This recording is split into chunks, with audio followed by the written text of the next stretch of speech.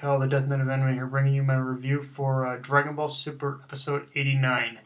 And right off the bat, I think I'm just going to address the elephant in the room, Roshi. Now, I've looked on a lot of comments on the episode I watched about how how the way Toei wrote Roshi in this episode was a little too rapey, I guess you could say. But honestly, like, okay, I'm not gonna lie. Roshi at this point, the motherfucker needs to get laid big time. Like, but go, take him out to a strip club, buy him a hooker, do anything in order to help him get laid or something. Like, seriously, the old man deserves it.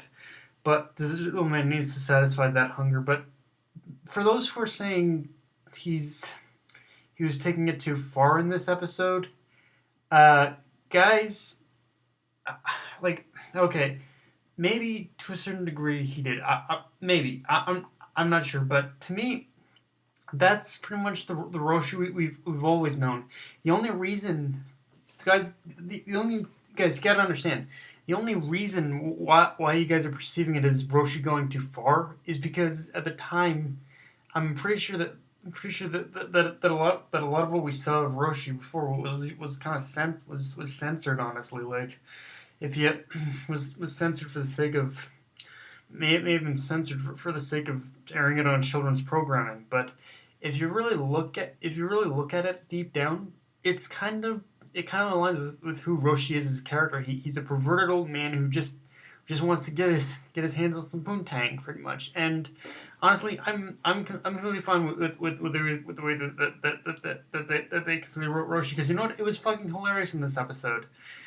And also, another thing about Roshi is that when at the point where we see him getting controlled in this episode, and even before then, at the point where we see him fighting the girl, and I feel there were little hints and nods in this one that kind of showed that it kind of. I feel this episode also, in a way, kind of gave assurance to those who were doubting Roshi that maybe Roshi does in fact have the strength in order to survive the tournament power, because in this episode, like, I'm sure there are going to be a ton of tough guys out there. I'm not denying that, but and a ton of tough guys, universe, since it is a universal tournament.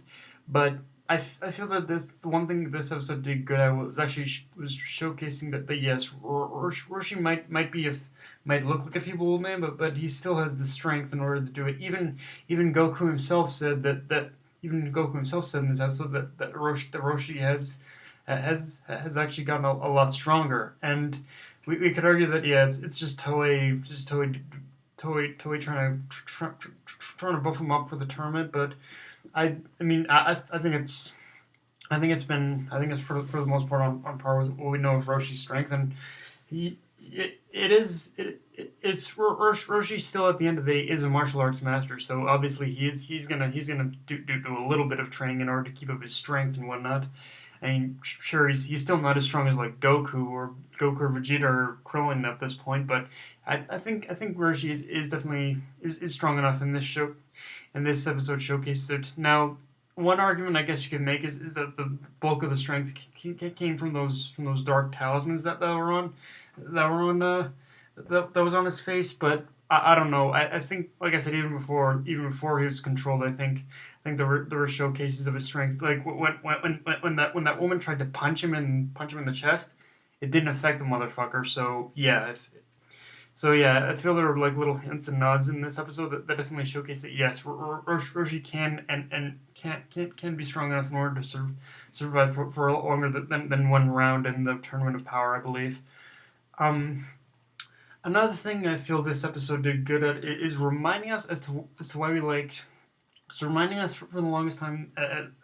One thing we've kind of, I think one thing we've kind of forgotten about is why exactly we even started to like Tien as a character to begin with.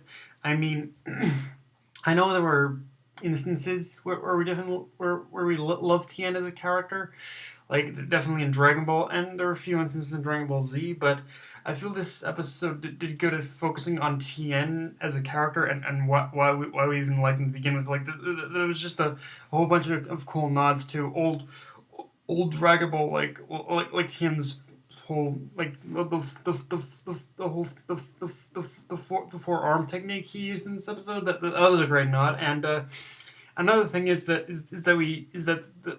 the villain or I guess the girl in this episode who was wanting to fight Tien and the antagonist of this episode, she was base she was basically, even though you could argue she was used as a tool for it, I feel it did good in giving us more kind of clear more kind of a little more backstory on Tien as a character because I mean we we I mean of course we already did get we did get a lot of backstory with Tien with his time as a with his time in the crane school when he was training under Tao. But honestly, I feel if there's anyone that definitely needed a lot more backstory to him, it was Tien, honestly. And this we definitely got a lot more backstory to I guess Tien in this episode, even though it was just a small little hint. I definitely like when they focus on these other characters and give them a lot more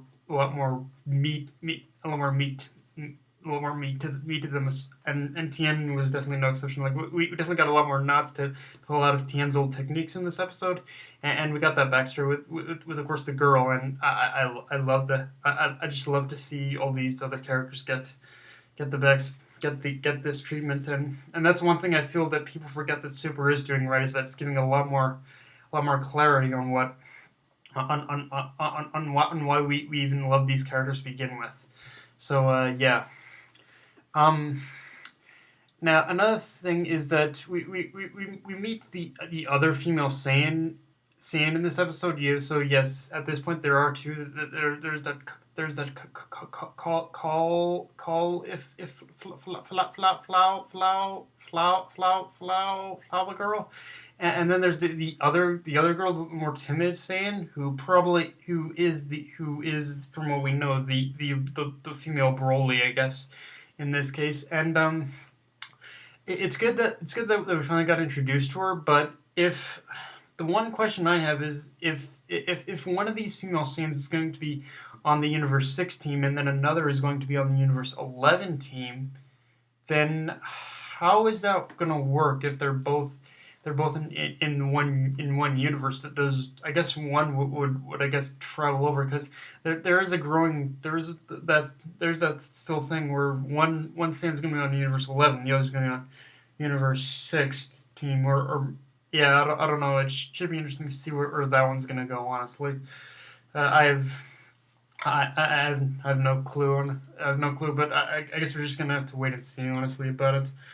Um, and hell, honestly, the if I did have to nitpick about this episode, the one single gripe I have about this episode is when we see Tien basically going in, and he took off his gi shirt or whatever.